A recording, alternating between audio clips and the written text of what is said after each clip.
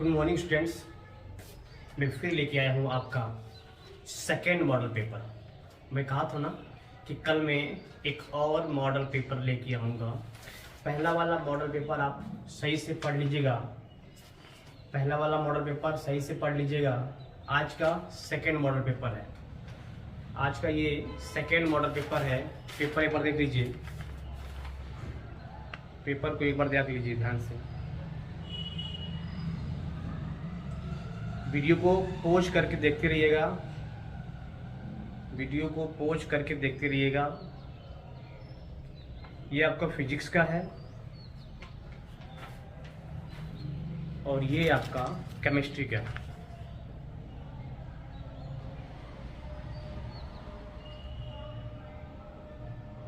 दिखाई दे रहा है ना पूरा? इसको एक बार आप अच्छे से पॉज करके इसको नोट कर लीजिएगा। चलिए, और ये आपको दिखाए थे पहले, तो दो पेपर है यहाँ पे। बस यही दो पढ़ना है आपको। इसमें जितना क्वेश्चन है यही दो मॉडल पेपर आप पढ़ लीजिएगा। इसके अलावा आपको पढ़ने की जरूरत नहीं है। जितने परसेंट क्वेश्चन रहेंगे आपके पेपर में, अगर आने लायक रहेगा तो यहीं से क्वेश्चन आपका 100% आ जाएगा। ठीक है, ज़्यादा दिमाग लगाने की जरूरत नहीं है।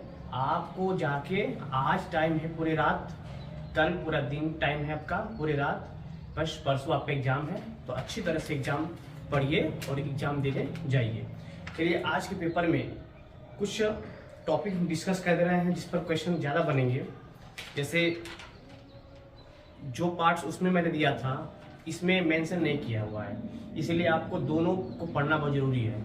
फर्स्ट पार्ट तब सेकेंड पार्ट, दोनों पढ़ेंगे तब क्लियरिटी होगी कि दोनों में कितना क्वेश्चन कैसे कैसे आ रहा है। ठीक है, दोनों को मैच करके ही पढ़िएगा एग्जाम में।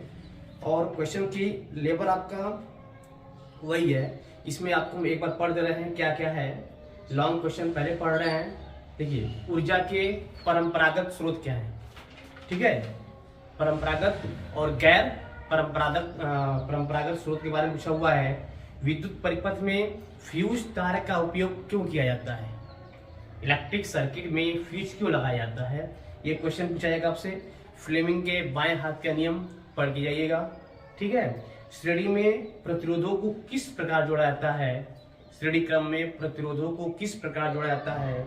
प्रतिरोधों के लिए इस संयोजन के लिए सूत्र बताना है आपको। ठीक है, अगला आपको दिया हुआ न्यूमेरिकल एक आएगा, ध्यान दीजिएगा। पोटेंशियल डिफरेंस, करंट और आपका रेजिस्टेंस पे एक क्वेश्चन आएगा। क्वेश्चन में पढ़ रहा हूँ। जब विभवांतर 0.8 वोल्ट था तो चालक में प्रवाहित धारा का मान 0.2 एम्पियर था।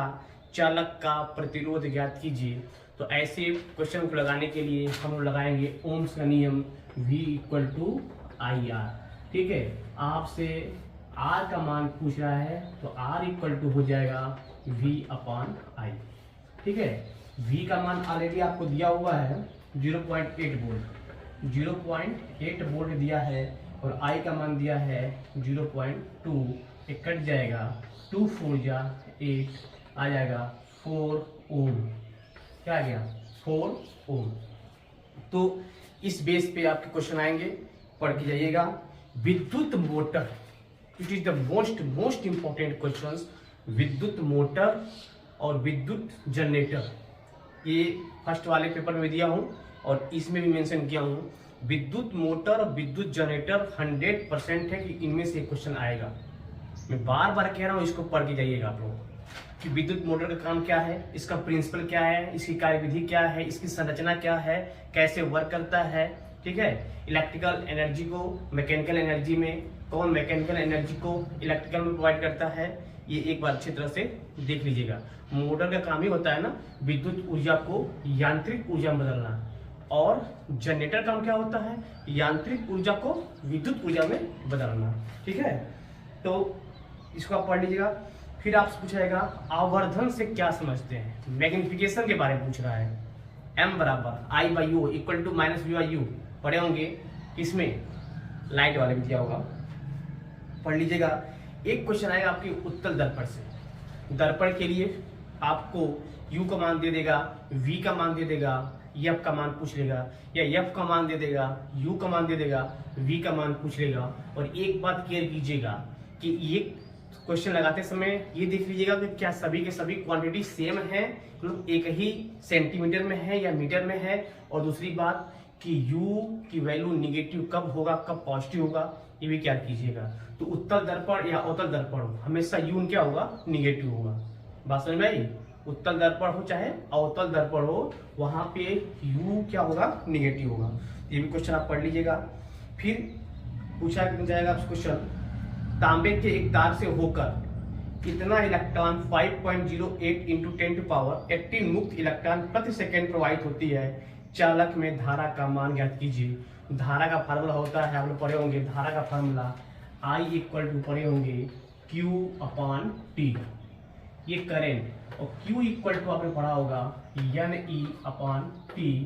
N का मान दिया हुआ है, E का मान आप जानते ही हैं 1.6 10⁻−19 कूलाम, और इसी में वैल्यू रख देंगे N और E का, और T का दिया ही है, कितना सेकंड दिया हुआ है, T का मान तो आपको ऑलरेडी दिया होगा ना, प्रति सेकंड 1 सेकंड दिया हुआ है, ये सॉल्व कर लेंगे आप, ठीक है।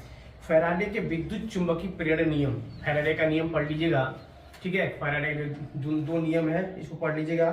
प्रकाश का वर्ग विक्षेपण क्या है, लाइट के चैप्टर में मैंने बताया था, ठीक। डिस्पर्सन ऑफ लाइट क्या होता है, वर्ग विक्षेपण क्या होता है। देखिए ये आपका इस समय का जो टाइम है वनली रिवीजन का टाइम है, जो आपने पढ़ा हुआ है, इसलिए आपको हम पेपर प्रोवाइड करा दे रहे हैं, ताकि आप अच्छी तरह से उसको एक बार कंसंट्रेट होके आज और कल 2 दिन में देख लीजिए, फिर परसों आपका एग्जाम ही है, ठीक है ना। चलिए अगला क्या है, एक उत्तल लेंस के सामने उसके प्रकाशिक केंद्र और फोकस के बीच एक वस्तु रखी हुई है, किरण आरेख बनाना है, उसका किरण आरेख बनाना है, तो उसको थोड़ा सा देख लीजिएगा कि ऑब्जेक्ट को कहाँ रखेंगे, तो उसका इमेज कहाँ पे किस प्रकार का कैसा बनेगा, तो देख लीजिएगा। बायो सेवर्ट का नियम लिखना है, बायो सेवर्ट का नियम वो किस पर डिपेंड होता है, ठीक। तो ये टॉपिक था आपका क्या, फिजिक्स का। अब आगे केमिस्ट्री का है टॉपिक। चलिए आपको केमिस्ट्री के टॉपिक में हम लोग क्या पढ़ेंगे, इसमें क्या क्या दिया हुआ है, देखिए इसमें रेडॉक्स अभिक्रिया का संक्षिप्त टिप्पणी लिखिए। उदासीनीकरण अभिक्रिया क्या है उसके बारे में बताना है। अम्ल एवं क्षार की लवण की परिभाषा, अम्ल क्षार लवण की परिभाषा आपको देना है। बेकिंग सोडा बनाने का, ठीक है, या बेकिंग सोडा का रासायनिक सूत्र, रासायनिक नाम क्या है और उसका मॉलिक्यूलर फॉर्मूला क्या है वो लिखना है, और उसके भौतिक और रासायनिक गुण अगर पूछ देगा तो देखिए ये इंपॉर्टेंट क्वेश्चन आपको दिए हैं, ये थोड़ा है कि पूरा क्वेश्चन आपसे आ जाएगा, एग्जाम में पूछा जाएगा। ये इंपॉर्टेंट क्वेश्चन है, आप इसी को ज्यादा मत पढ़िए, बस इसी को, ये आपको दे दिए शॉर्ट लिस्ट करके, इसी को पढ़ लीजिए, बस इतना पढ़ लेंगे बहुत है। व्यंजक चूर्ण क्या है, बनाने की विधि लिखिए। प्लास्टर ऑफ पेरिस इसे कहते हैं, बनाने का विधि लिखिए, ठीक है। अयस्क को खनिज को परिभाषित कीजिए, अयस्क क्या होता है, आपके खनिज क्या होते हैं। भर्जन का निस्तापन क्या होता है, ये भी दिया हुआ है। प्रतिस्थापन अभिक्रिया पर संक्षिप्त में टिप्पणी लिखिए, ये भी क्वेश्चन आपसे पूछा जाएगा।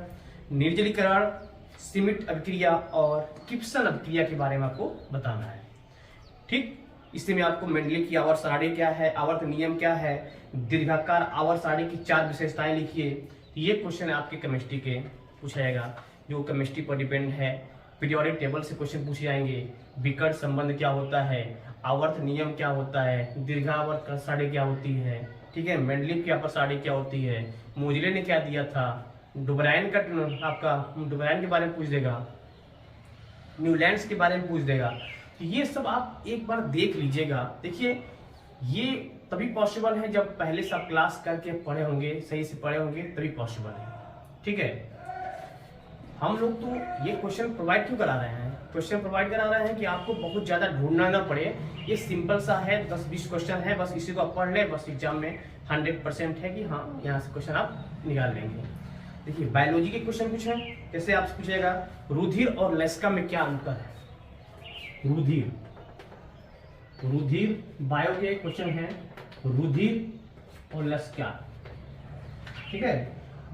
रुधिर और क्या लसिका में क्या अंतर है, लसिका में आपसे पूछा जाएगा अंतर क्या है, इसके बारे में अंतर बताना होगा कि इसमें अंतर क्या है रुधिर और लसिका में। दूसरा पाचन तंत्र एग्जाम में पूछा जाएगा आपसे। पाचन तंत्र, पाचन तंत्र की क्रिया विधि समझाइए कि पाचन तंत्र कैसे होता है, ये भी आपसे पूछा जाएगा। वाष्पोत्सर्जन क्या होता है, वाष्पोत्सर्जन को प्रभावित करने वाले कौन कौन से कारक हैं, ये भी एग्जाम में आपसे पूछेगा। ठीक है, इसको आप नोट करते रहिए, जो बोल रहे हैं उसको नोट करते रहिए आप। ठीक, मानव के हृदय की आंतरिक संरचना, इंटरनल पार्ट्स ऑफ क्या, ह्यूमन माइंड के बारे में, ह्यूमन हार्ट्स के बारे में, हृदय के बारे में पूछा गया है। ठीक है, उत्सर्जन से क्या तात्पर्य है, मनुष्य के प्रमुख उत्सर्जी अंग कौन कौन से हैं, एग्जाम में आने वाला क्वेश्चन 100% आपके एग्जाम में पूछा जाएगा। परिवार नियोजन से क्या समझते हैं, छोटे परिवार का क्या महत्व है, ये भी क्वेश्चन एग्जाम में पूछा जाता है सर। ठीक है, अगला क्या पूछा गया, नर तथा मादा जनन तंत्र का सचित्र वर्णन कीजिए। मान लीजिए क्वेश्चन आ सकता है, मादा तथा नर जनन तंत्र का सचित्र वर्णन कीजिए। मेंडल के नियम से क्या समझते हैं, मेंडल का नियम दिया तो मेंडल है, मेंडल के नियम से आप क्या समझते हैं, ये भी एग्जाम में क्वेश्चन पूछे जाएंगे। पादप हार्मोन क्या है, ये कितने प्रकार के होते हैं, ये भी क्वेश्चन एग्जाम में पूछे जाएंगे आपसे। और मानव में विसरण क्या है, कार्य समझाइए। ये है आपके पेपर, इसी पेपर को हमने एक्सप्लेन कर दिया।